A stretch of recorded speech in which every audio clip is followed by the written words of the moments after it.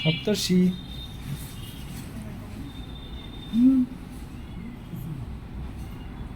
Atri Atri Saptarshi